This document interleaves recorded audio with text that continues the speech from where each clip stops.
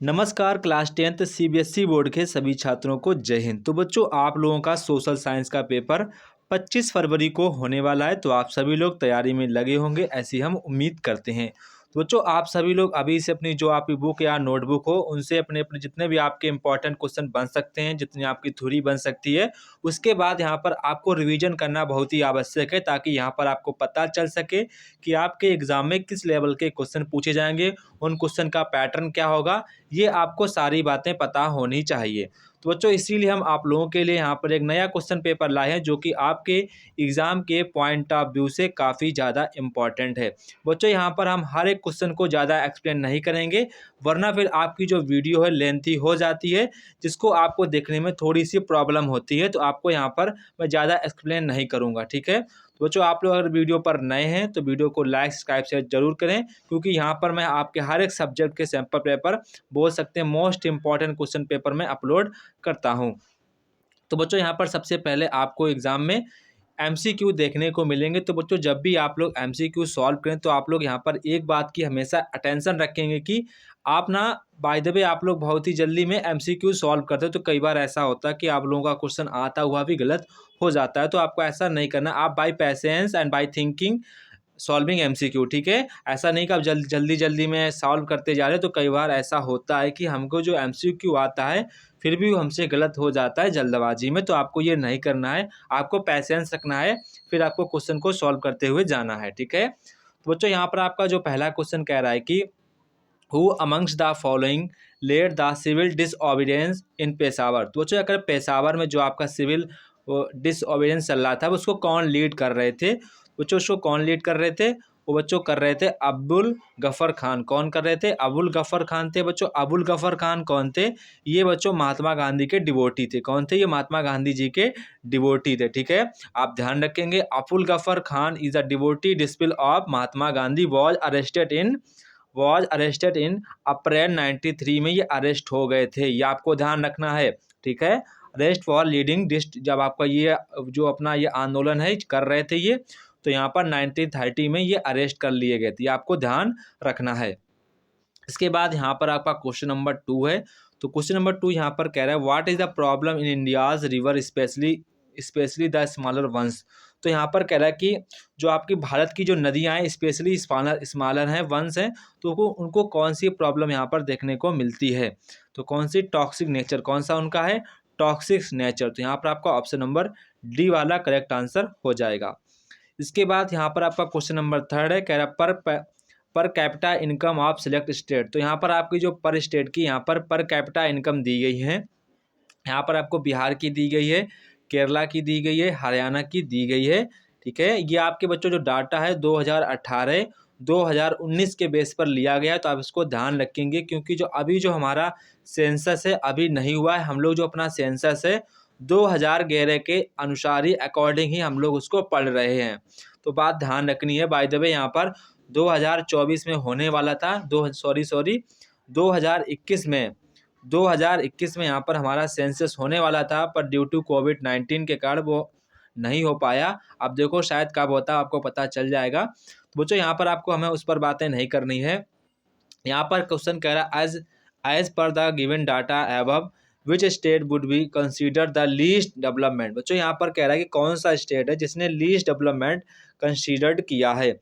बच्चों यहाँ पर देखो सबसे ज़्यादा जो हमारी पर कैपिटा इनकम है वो बिहार स्टेट की सबसे ज़्यादा लोवेस्ट है। तो यहाँ पर आप देखेंगे आपका आंसर क्या हो जाएगा, बिहार आपका यहाँ पर करेक्ट आंसर हो जाएगा, ठीक है। और यहाँ पर मैं बात करूँगा कि सबसे ज़्यादा कहाँ पर है पर कैपिटा इनकम, तो वो आपकी बच्चों हरियाणा में है। कहाँ पर है, हरियाणा में है। तो यहाँ पर आपका आंसर हो जाएगा बिहार। कौन सा हो जाएगा, बिहार आपका यहाँ पर करेक्ट आंसर हो जाएगा। इसके बाद यहाँ पर आपका क्वेश्चन नंबर 4 है। तो क्वेश्चन नंबर 4 यहाँ पर कह रहा है विच of the following option represent the steps that government has undertaken in favour of the farmers. तो बच्चों यहाँ पर कह रहा है कि गवर्नमेंट रखती है undertaken has favour of the option. तो आपको इसके रिगार्डिंग में ऑप्शंस को बताना है। तो बच्चों आप क्वेश्चन को रीड करेंगे, encouraging speculators and middle man for price determination. And आपका सेकेंड ऑप्शन कह रहा है introducing personal accident insurance scheme. इसके बाद यहाँ पर कह रहा है अनाउंसिंग मिनिमम सपोर्ट प्राइस। इसके बाद यहाँ पर कह रहा है introducing special weather bulletins and agriculture programme. तो बच्चों इसके जो रिगार्डिंग यहाँ पर आप लोग देखेंगे कौन कौन से यहाँ पर जो ऑप्शंस हैं वो इसको रिप्रेजेंट करते हैं कि गवर्नमेंट ने जो अपने फार्मर्स हैं उनके फेवर में बहुत सारे कदम उठाए हैं। तो कौन कौन से वो कदम उठाए हैं वो यहाँ पर आपको बताना कि हमारी जो गवर्नमेंट है अपने इंडियंस फार्मर्स के लिए कौन कौन सी स्कीमें लॉन्च करती है, उनके लिए क्या क्या वो वर्क करती है, वो यहाँ पर आपको ऑप्शन देखने हैं। तो बच्चों यहाँ पर आपका जो पहला तो यहाँ पर नहीं होगा, क्योंकि मिडल मैन में तो हमारे तो जो फार्मर्स होते हैं वो नहीं आएंगे, क्योंकि उनके पास थोड़ी सी कभी कभी पैसों की कमी हो जाती है ड्यू टू हैवी रेन, कुछ भी हो सकता है एक्सीडेंट। तो इसके बाद यहाँ पर जो इंट्रोड्यूसिंग पर्सन ये हमारी जो गवर्नमेंट है इनके लिए करती भी है। एंड यहाँ पर आप देखेंगे अनाउंसिंग मिनिमम सपोर्ट प्राइस, यहाँ पर जो एमएसपी होती है इसको भी अनाउंसिंग करती है, तो ये भी बिल्कुल सही बात है। Introducing special weather bulletins and agriculture programme, तो यहाँ पर जो हमारी गवर्नमेंट होती है वो गांव-गांव में जाकर एग्रीकल्चर जो हमारे प्रोग्राम्स होते हैं उनको वहाँ पर कंडक्ट होता है उनका। एंड यहाँ पर जो वेदर बुलेटिन्स होती हैं कि कब बारिश होने वाली है, कब बारिश नहीं होगी, आज बारिश होगी, आज इतनी सर्दी होगी, जो मतलब कि वेदर संबंधित आपको जितनी भी जानकारी मिलती हैं वो गवर्नमेंट के तहत ही दी जाती हैं। तो यहाँ पर आपका फर्स्ट, थर्ड, फोर्थ यानी कि आपके करेक्ट आंसर होंगे। तो यहाँ पर आपका करेक्ट आंसर हो जाएगा ऑप्शन नंबर डी वाला। कौन सा? ऑप्शन नंबर डी वाला आपका करेक्ट आंसर हो जाएगा। इसके बाद यहाँ पर आपका क्वेश्चन नंबर 5 पे कह रहा है the distinguishing features of the federal government. तो यहाँ पर कह रहा है जो आपकी फेडरल गवर्नमेंट है उसका क्या फीचर होता है वो यहाँ पर आपको बताना है। तो बच्चों क्या होता है, जो फेडरल गवर्नमेंट होती है उसमें बच्चों जो हमारा पावर होता है, मेन पावर, उसको हम लोग टू में डिवाइड करें। जैसे कि यहाँ पर आपका सेंट्रल पावर होता है एंड आपका जो स्टेट में, जैसे कि यहाँ पर आपके सीएम होते हैं, यहाँ पर आपके पीएम होते हैं। तो मतलब कि जो आपका जो अपना इंडिया है इसमें जो पावर है वो सेंट्रलाइज करते नहीं हुए, बल्कि यहाँ पर उसको बांट दिया गया, मतलब कि सेपरेट कर दिया गया, अलग अलग कर दिया गया, मतलब कि governmental power is divided between different levels. ठीक है, ऐसे उसको बांट दिया गया है। ठीक है, तो यहाँ पर आपका ऑप्शन नंबर बी वाला करेक्ट आंसर हो जाएगा। इसके बाद यहाँ पर आपसे क्वेश्चन नंबर 6 कह रहा है कि consider the following statements on power sharing choose the correct option. तो यहाँ पर कह रहा है कि आपको यहाँ पर पावर शेयरिंग के बिलोंग में यहाँ पर आपको स्टेटमेंट को कंसीडर करना है कि किसके रिगार्डिंग कौन कौन से आपके ऑप्शंस हैं वो करेक्ट होंगे। तो यहाँ पर आप लोग देखेंगे कि यहाँ पर कह रहा है कि majoritarianism is a real spirit of democracy, मतलब यहाँ पर कह रहा है कि बहुसंख्यक जो लोग हैं उन्हीं की ही डेमोक्रेसी है। ये तो नहीं है, हमारे कंट्री में जो डेमोक्रेसी होता है वो हर एक पीपल के लिए समान अधिकार, समान रूल, सारे कुछ सेम होते हैं। पर यहाँ पर कह रहे हैं कि बहुसंख्यक लोगों की डेमोक्रेसी है, तो ये तो हमारा कैसा हो जाएगा, गलत हो जाएगा। ठीक है, इसके बाद यहाँ पर कह रहा है it creates balance harmony difference group. जो हमारे पावर शेयरिंग है, ये बच्चों पावर शेयरिंग होती है, विभिन्न लोगों के जो ग्रुप होते हैं उनके बीच में ये हार्मोनी का काम करती है। तो यहाँ पर बिल्कुल सही ऑप्शन है। It reduces the possibility the conflict among social groups, ये भी बिल्कुल सही बात है। इसके बाद power sharing is the essence of democracy. जो पावर शेयरिंग है वो डेमोक्रेसी के लिए बहुत ही ज़्यादा नीडी है, तो ये बात आपको पता होनी चाहिए। तो यहाँ पर आपका थर्ड, फोर्थ वाला भी ऑप्शन करेक्ट हो जाएगा। तो इसके रिगार्डिंग बच्चों यहाँ पर हमारा ऑप्शन नंबर डी वाला करेक्ट आंसर हो जाएगा, ऑप्शन नंबर डी वाला। ठीक है, इसके बाद यहाँ पर आपका क्वेश्चन नंबर 7 है। तो यहाँ पर आपको स्टेटमेंट एंड आपको रीजन दिया गया, तो आपको इसी बेस पर यहाँ पर पढ़ना है। तो यहाँ पर कह रहा है कि democracies are based on the political equality and आपका रीजन कह रहा है they provide equal rights all the citizens to contest election and cast vote and ensure equality opportunity to elected. ठीक है, तो यहाँ पर आपसे कह रहे हैं कि आपको स्टेटमेंट दिया गया एंड आपको रीजन दिया गया। तो यहाँ पर देखो जो आपकी डेमोक्रेसी है उसमें सभी पार्टियों को इक्वलिटी अधिकार दिए जाते हैं, तो आपका बिल्कुल सही है। ये भी आपका रीजन भी बिल्कुल सही है। एंड यहाँ पर आपका जो रीजन है वो आपके स्टेटमेंट की एक्सप्लेन कर रहे हैं। ठीक है, तो यहाँ पर आपका ऑप्शन नंबर ए वाला करेक्ट आंसर हो जाएगा। इसके बाद यहाँ पर आपसे क्वेश्चन नंबर 8 में आपको यहाँ पर छोटा सा पैराग्राफ दिया जिसको आपको पढ़ना है। इसके बाद इसके आपको आंसर देने हैं। तो यहाँ पर आपसे कह रहे हैं कि क्वेश्चन यहाँ पर आपसे पूछ रहा है which drawback of the barter system is indicated here. तो यहाँ पर कह रहा है कि बार्टर सिस्टम जो हमारा है उसका ड्रॉबैक क्या है, जो यहाँ पर आपको बताया गया है। तो बच्चों उसका सिस्टम क्या है, उसका बार्टर सिस्टम का ड्रॉबैक क्या है, तो बच्चों वो क्या है, lack of double coincide of wants. तो यहाँ पर आपका ऑप्शन नंबर डी वाला करेक्ट आंसर हो जाएगा। इसके बाद यहाँ पर क्वेश्चन नंबर 9 है, तो क्वेश्चन नंबर 9 कह रहा है कि which of the following is not federal country. यहाँ पर कह रहा है कौन सा हमारा फेडरल कंट्री नहीं है। तो यहाँ पर देखें फेडरल कंट्री का मतलब है वहाँ पर उनका अपना अपना संविधान होता है। तो यहाँ पर कह रहा है कि नहीं है, तो मलेशिया ऐसा कंट्री है वो फेडरल नहीं है। तो यहाँ पर आपका ऑप्शन नंबर ए वाला करेक्ट आंसर हो जाएगा। यहाँ पर बच्चों आप लोग कुछ बात याद रखेंगे, जो Malaysia is a federation of 13 state. तो बच्चों जो यहाँ पर जो हमारा मलेशिया है वो 13 फेडरेशन का मतलब है 13 उसमें कॉलोनी बनी है, मतलब जैसे कि आपका मलेशिया है तो ऐसे उसमें बच्चों 13 कॉलोनी बनी है, मतलब ऐसे कुछ भी कह लो कि ऐसे ऐसे 13 पार्ट्स बटे हैं, उनका एक फेडरेशन है, उनका अलग एक फेडरेशन है। यहाँ पर इसको ध्यान रखेंगे, ठीक है, ठीक है। और Malaysia is the supreme law of the land, ये आप ध्यान रखेंगे, ठीक है। इसके बाद यहाँ पर आपका क्वेश्चन नंबर 10 आता है। तो क्वेश्चन नंबर 10 में यहाँ पर आपको आइडेंटिफाई करनी है, जो आपको यहाँ पर इमेज शो हो रही है इसी को आपको आइडेंटिफाई करने की, आपकी जो इमेज है आपसे क्या यहाँ पर आपको आइडेंटिफाई करवाना चाह रही है वो यहाँ पर आपको बताना है, ठीक है। तो यहाँ पर आप देखेंगे कुछ आपको यहाँ पर लोग बैठे हुए दिख रहे होंगे, तो ये आपसे क्या शो कराना चाह रही है वो यहाँ पर आपको बताना है, ठीक है। तो यहाँ पर आपको ये इमेज शो करना चाह रही है कि द मस्कैरा एंड चॉइस, ठीक है। तो यहाँ पर आपका ऑप्शन नंबर बी वाला करेक्ट आंसर हो जाएगा, ठीक है। इसके बाद यहाँ पर क्वेश्चन नंबर 11 देखेंगे। क्वेश्चन नंबर 11 यहाँ पर आपसे कह रहा है कि illuminate the impact of the improvement in technology by identifying the appropriate statement among the following options, ठीक है। तो आप लोग ऑप्शंस खुद से रीड करेंगे बच्चों, थोड़ा सा वीडियो लेंथी हो जाएगा, आप सभी लोग खुद से ऑप्शंस को रीड डाउन करेंगे। तो बच्चों यहाँ पर आपका जो पहला ऑप्शन है रिगार्डिंग टू क्वेश्चन नंबर 11 के अनुसार, तो यहाँ पर आपका जो ऑप्शन नंबर फर्स्ट है वो भी आपका करेक्ट है, एंड आपका जो ऑप्शन नंबर सेकेंड है it has stimulated by globalisation process, ये भी आपका सही है। एंड यहाँ पर आपका जो ऑप्शन नंबर थर्ड है ना, जो आपका ऑप्शन नंबर थर्ड वाला है वो भी बच्चों आपका करेक्ट है। एंड आपका जो लास्ट ऑप्शन ये बिल्कुल गलत है, तो इसके रिगार्डिंग यहाँ पर आपका फर्स्ट सेकेंड थर्ड यानी कि ऑप्शन नंबर ए वाला आपका करेक्ट आंसर हो जाएगा, ऑप्शन नंबर ए वाला, ठीक है। इसके बाद क्वेश्चन नंबर यहाँ पर 12 है, वो काफ़ी आसान क्वेश्चन आप लोग कर सकते हैं। Which one of the following types government promotes equality among the citizen. तो बच्चों यहाँ पर क्या जो गवर्नमेंट है वो लोगों को इक्वलिटी एंड अमंग से मतलब कि नागरिकों को समान अधिकार मतलब प्रमोट करती है, तो किस टाइप की गवर्नमेंट है आपको ऐसे देखने को मिलता है, मतलब कि कौन सी ऐसी गवर्नमेंट होती है जहाँ पर लोगों को इक्वल राइट्स, उनके इक्वल लॉ, उनकी इक्वल सब कुछ उनको इक्वल ही दिया जाता है। तो बच्चों वो कौन सी हमारी है, डेमोक्रेसी, कौन सी है, डेमोक्रेसी, जिसको लोकतंत्र के नाम से जानते हैं। इसके बाद यहाँ पर आपसे कह रहा है कि क्वेश्चन नंबर 13 आपसे कह रहा है कि कौन सी जो घटनाएं हैं आपको यहाँ पर इसको अकॉर्डिंग टू इवेंट आपको रीअरेंजमेंट करना है कि सबसे पहले घटना कौन हुई फिर कौन सी हुई। तो पहले हम लोग डेट जान लेते हैं किसकी क्या डेट है, तो हम लोग बाद में इसको आराम से लगा पाएंगे। तो यहाँ पर आपसे पहला कह रहा है कि the arrival of Simon commission.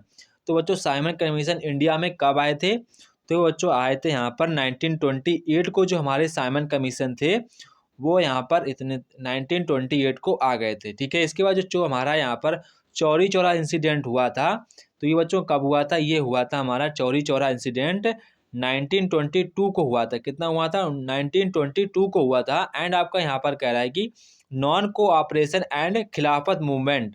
तो नॉन कोऑपरेशन एंड खिलाफत मूवमेंट है ये बच्चों आपका 1921 को ये घटना इंसिडेंट हुई थी, ठीक है। इसके बाद यहाँ पर आपका जो रॉलेट एक्ट है ये बच्चों आपका 1919 में हो गया था। कितने में हुआ था, 1919 में ये हो गया था। तो बच्चों अब आप आपको डेट भी पता हो गई है, तो हम लोग यहाँ पर बाय द वे इनको सेकेंड्स में लगा सकते हैं। तो यहाँ पर सबसे पहले हमारा सबसे पहले आपकी घटना कौन सी यहाँ पर हुई होगी, तो सबसे पहले यहाँ पर आप घटना फोर्थ वाली होगी, कौन सी हुई होगी, फोर्थ वाली घटना हुई होगी, ठीक है, फोर्थ वाली हुई होगी। इसके बाद यहाँ पर हमारी कौन सी होगी, इसके बाद यहाँ पर हमारा थर्ड वाला होगा, कौन सा होगा, थर्ड वाला होगा, ठीक है। इसके बाद यहाँ पर हमारा कौन सा होगा, इसके बाद यहाँ पर हमारा सेकंड वाला होगा, कौन सा होगा, सेकंड वाला होगा।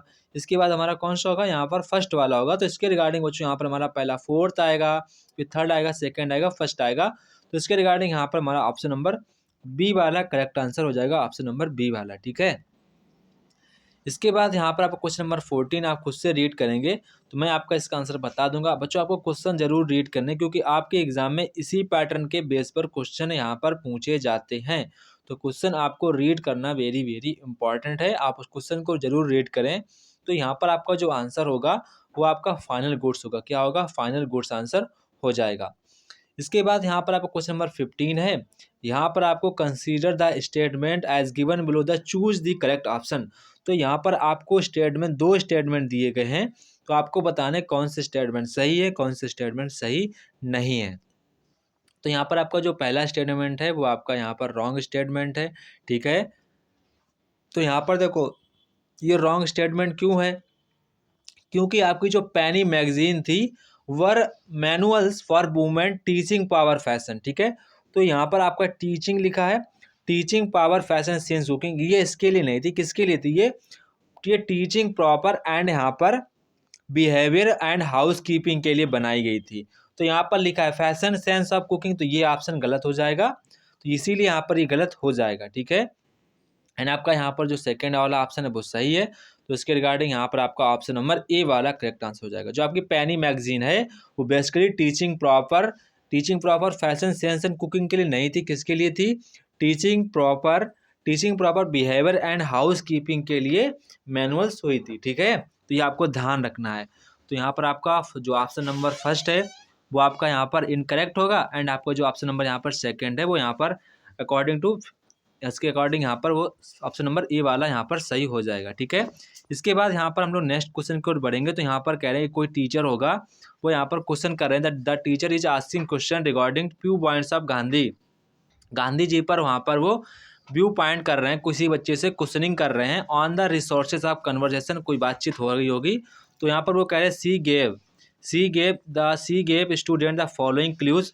तो बच्चों उन लोगों ने मतलब कि उनको कुछ क्लू दिए होंगे, तो कह रहे हैं कि she told the student to identify incorrect clues. तो बच्चों यहाँ पर कह रहे हैं कि जो स्टूडेंट ने, जो सी थी, वो स्टूडेंट को कौन कौन से क्लू इनकरेक्ट दिए थे वो यहाँ पर आपको बताने हैं।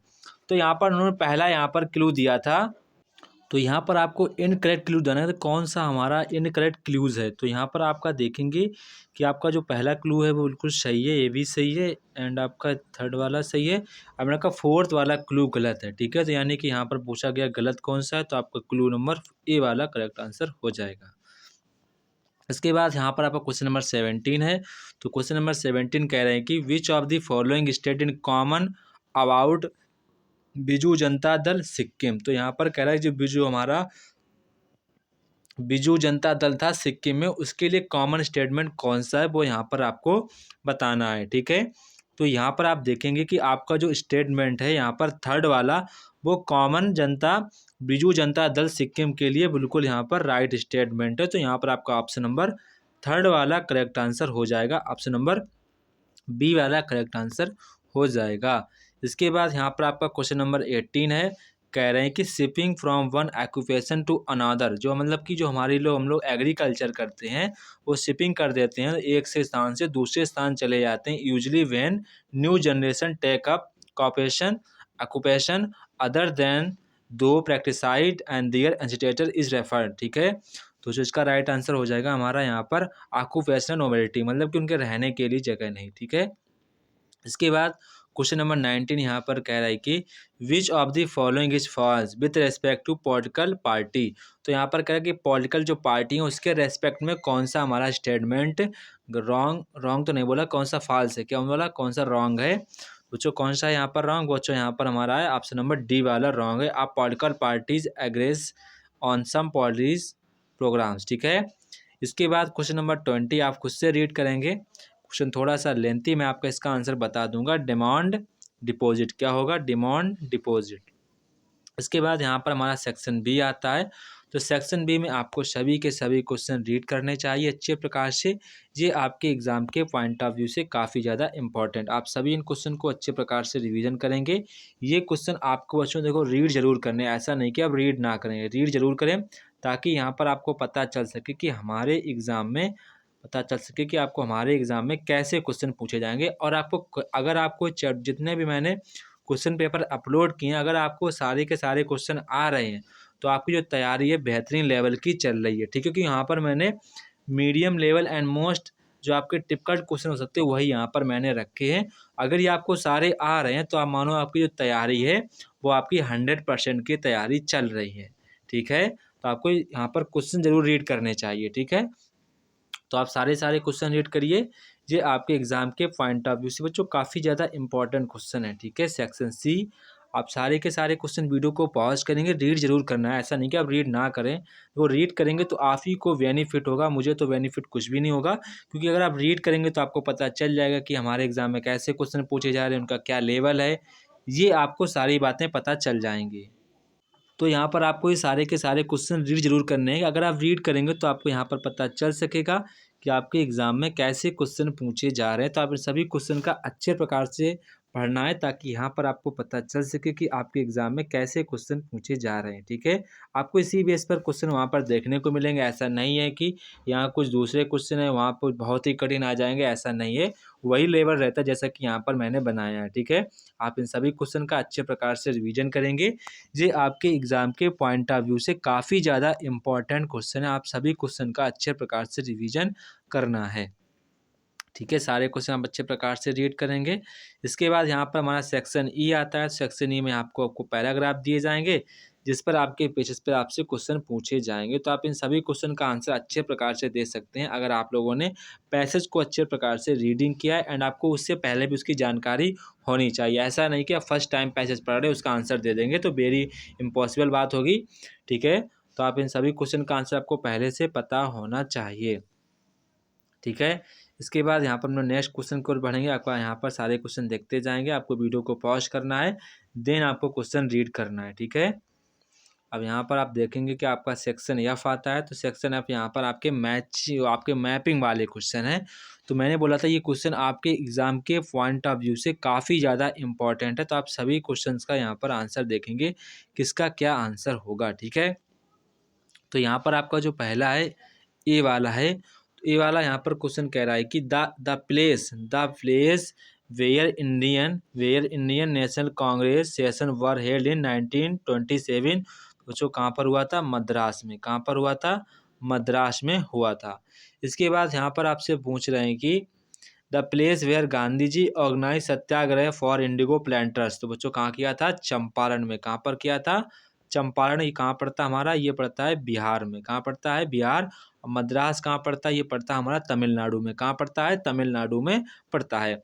इसके बाद यहाँ पर आपको जियोग्राफी से क्वेश्चन पूछे गए। तो जियोग्राफी क्वेश्चन आपको यहाँ पर उसमें आपको मैप में डिनोट करने होते हैं। तो मैप पर मैं डिनोट करूँगा, ठीक है। तो जैसे कि आपका यहाँ पर जो ए पॉइंट लिखा है, ये आपका ये पॉइंट क्या होगा बच्चों? ये आपका होगा मद्रास। क्या होगा? मद्रास, ठीक है। इसके बाद यहाँ पर आपका जहाँ पर आपका बी लिखा है, ये आपका क्या था? ये आपका था चंपारण। क्या था? चंपारण था, ठीक है। चंपारण ये कहाँ पड़ता है? आपका बिहार में पड़ता है। एंड अब मैं बात करूँगा जियोग्राफी बेस पर। किस पे बात करूँगा? जियोग्राफी पे। तो पहला आपका है सलाल डैम। सो हमारा ये सलाल डैम कहाँ पर है? सलाल डैम हमारा जम्मू कश्मीर पड़ता है। कहाँ पड़ता है? जम्मू कश्मीर में हमारा यहाँ पर सलाल डैम आता है। यहाँ पर सलाल डैम है, इस जगह पर, जहाँ थोड़ी सी फिर से मैं सही कर देता हूँ। इस जगह आपका सलाल डैम है, जहाँ पर मैं ये पॉइंट रख रहा हूँ लगातार, इसी जगह आपका यहाँ पर सलाल डैम है। तो यहाँ पर आप लिख देंगे सलाल डैम। क्या लिख देंगे? सलाल डैम आपका इसी जगह है, ठीक है, जो कि आपका जम्मू कश्मीर में पड़ता है। इसके बाद यहाँ पर आपसे नेक्स्ट पूछा गया है, नेक्स्ट यहाँ पर आपसे पूछा गया है, क्या पूछा गया देख लेता हूँ। पूछा गया रामगुंदन थर्मल पावर पॉइंट। तो रामगुंदन थर्मल पावर पॉइंट कहाँ पे है? तो ये आपसे यहाँ पर पूछा गया है। तो रामगुंदन थर्मल पॉइंट ये हमारा कहाँ पर है? तो ये बच्चों हमारा जस्ट यहीं पर होगा, मैं देख रहा हूँ यहाँ पर है। कहाँ पर है? इस जगह पे। आप लोग इस स्टेट का मुझे नाम बताएंगे, ये किस स्टेट में है रामगुंदन थर्मल पावर पॉइंट, किस स्टेट में? तो ये हमारा यहीं पर है, रामगुंदन थर्मल रामगुंदन थर्मल पावर पॉइंट ये हमारा यहीं पर है, ठीक है। इसके बाद यहाँ पर आपसे कह रहे हैं कि गांधीनगर सॉफ्टवेयर टेक्नोलॉजी पार्क कहाँ पर है? तो जो गांधीनगर हमारा कहाँ पड़ता है? गांधीनगर पड़ता है गुजरात में, जो कि हमारे गुजरात की कैपिटल है। गुजरात की कैपिटल हमारी गांधीनगर इस जगह पे, अब ठीक है। जो आपका पार्क है वो आपका जस्ट इसके बॉर्डर पे है, यहाँ पर है, इस जगह पर गांधीनगर सॉफ्टवेयर टेक्नोलॉजी पार्क, ये आपका यहाँ पर है। इसके बाद यहाँ पर आपका लास्ट है, लास्ट आपका क्या है? यहाँ पर तूतीकोरिन था शायद, हाँ, तूतीकोरिन सी पोर्ट कहाँ पर है? तो बच्चों तूतीकोरिन सी पोर्ट कहाँ पर है ये आपको पता होना चाहिए। तो जो तूतीकोरिन जो हमारा सी पोर्ट है वो आपका सबसे नीचे चलेंगे। तो तूतीकोरिन जो आपका सी पोर्ट है यहाँ पर है, इस जगह पर आपका यहाँ पर तूतीकोरिन सी पोर्ट है। तूतीकोरिन सी पोर्ट आपका इसी जगह पे था। ठीक है, तो बच्चों ये हो गया हमारे क्लास टेंथ का आप लोगों के क्वेश्चन पेपर। आप इसको अच्छे प्रकार से रिवाइज करेंगे और आप सभी लोगों को बेस्ट ऑफ लक। सभी लोगों का पेपर अच्छा जाए ऐसी मैं उम्मीद करता हूँ। सभी लोग अच्छे प्रकार से तैयारी में लगे रहे। जय हिंद बच्चों, फिर मिलते हैं अपने नेक्स्ट वीडियो में।